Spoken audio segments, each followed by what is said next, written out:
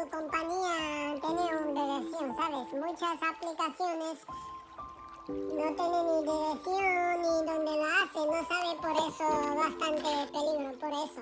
Esa compañía tiene en California. Dueño es un chica de italiana, otro un chico de americano, pero dos vive en California.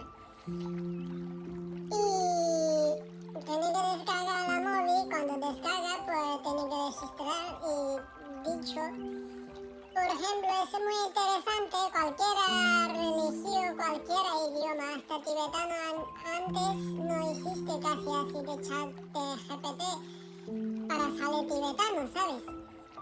Aquí muy buenas también, por ejemplo, yo lo pregunto qué es budista, por ejemplo.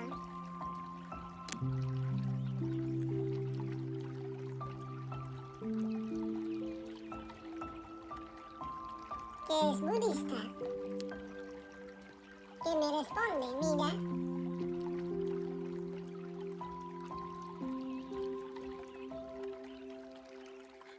Bastante respondió bien.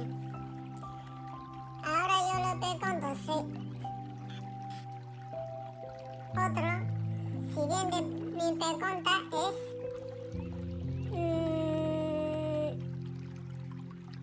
¿cuál es 4 nobles verdades?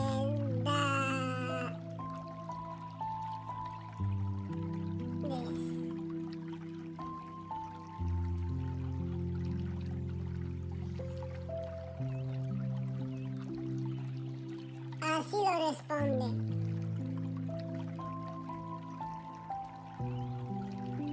Y por ejemplo, si tú sabes tibetano, aquí por ejemplo, escribas directamente tibetano.